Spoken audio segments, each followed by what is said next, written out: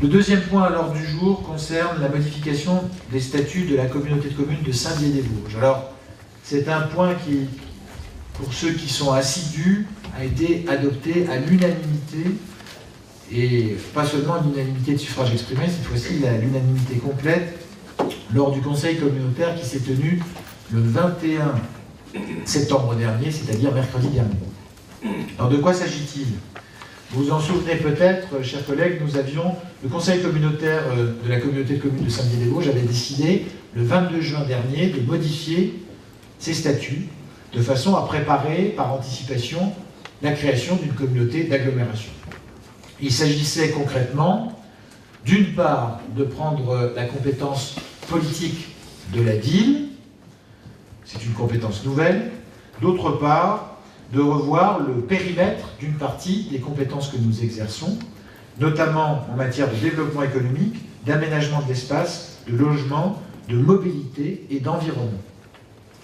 Le conseil municipal de la ville de Saint-Dié-des-Vosges, comme toujours, je le rappelle, le conseil communautaire prend une décision qui doit ensuite être approuvée par une majorité de communes pour pouvoir être rendue effective. Donc notre conseil municipal a dit oui à cette modification de statut, mais la préfecture nous a informé de ce que, à la fois dans la rédaction de certains des statuts, et aussi parfois dans des aspects qui étaient maintenus, eh bien, nous n'entrions pas à 100% de ce qui est attendu d'une communauté d'agglomération. Donc nous avons pris la décision, au conseil communautaire de mercredi dernier, de modifier à nouveau les statuts pour pouvoir être fidèles à ce que la préfecture nous recommandait, de façon à être certain de devenir une communauté d'agglomération au 1er janvier 2017. Je rappelle ce qu'est une communauté d'agglomération, c'est un ensemble intercommunal d'au moins plus de 50 000 habitants,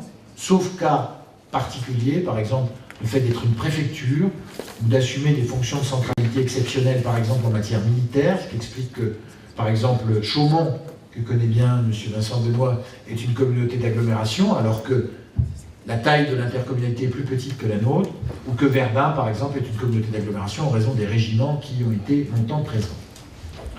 Première règle, donc une règle de taille. Deuxième règle, une règle de compétence. Une communauté d'agglomération s'occupe des transports, ce qui n'est pas le cas d'une communauté de communes.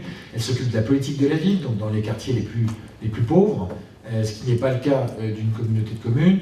Elle s'occupe plus largement de l'environnement que ce qui est prévu dans une communauté de communes, etc. etc. Elle s'occupe de l'équilibre social du logement, et donc elle est par exemple amenée à donner son avis sur l'implantation de logement social, ce qui n'est pas le cas d'une communauté de communes. Je pourrais multiplier les exemples. Et surtout, c'est le troisième point, l'État qui pousse les intercommunalités à devenir plus grandes et à transférer plus de compétences dans le pot commun, l'État met une carotte au bout de ce statut.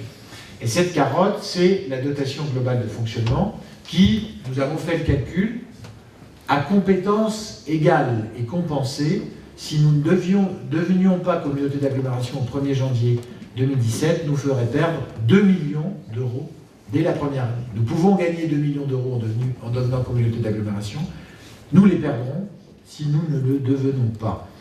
Et comme l'a dit avec un peu d'humour un de mes collègues président de communauté de communes, dont je ne citerai pas le nom, ce serait quand même bête de commencer par perdre 2 millions. Donc c'est la raison pour laquelle nous changeons à nouveau nos statuts. Alors concrètement, de quoi s'agit-il ?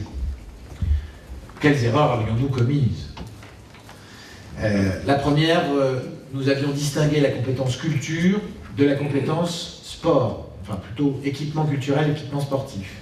Il ne faut pas les distinguer dans une communauté d'agglomération, tout ça, ça fait partie du même pot. Ça ne veut pas dire qu'on va confondre et fusionner Nicolas Bloss et Claude Kiner, ni les vice-présidents à venir de la communauté d'agglomération. Deuxième point, il s'agit de supprimer les références aux anciennes communautés de communes et à leurs compétences, communauté de communes du Val-de-Meurthe et de la Haute-Meurthe, pour mémoire.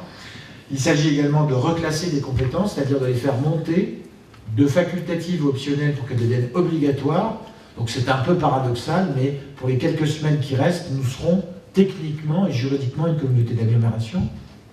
Puis dernier point, supprimer l'intérêt communautaire, c'est-à-dire les précisions qui sont apportées aux compétences qui sont effectivement exercées dans un certain nombre de cas. Voilà. Donc nous vous demandons d'avaliser cette nouvelle modification qui sera peut-être la dernière, j'espère, avant la création de la communauté d'agglomération de Saint-Dié-des-Vosges, puisqu'elle s'appellera comme cela. C'est le vœu qu'ont émis tous les présidents de communautés de communes de façon unanime dans un courrier adressé au sous-préfet de l'arrondissement de Saint-Dié-des-Vosges. Y a-t-il des demandes de prise de parole sur ce sujet? Un peu technique et un peu juridique, je le reconnais, mais très important. 2 millions, ça n'est pas rien. C'est presque la moitié du capital contracté pour l'emprunt toxique en 2007, c'est vous dire. Même si ça ne sera pas tout à fait dans la même poche, hélas pour monsieur l'adjoint aux finances. Pas de demande de prise de parole sur ce sujet? Eh bien, nous pouvons passer au vote. Qui est pour? Qui est contre? Qui s'abstient? C'est adopté à l'unanimité. Je vous en remercie.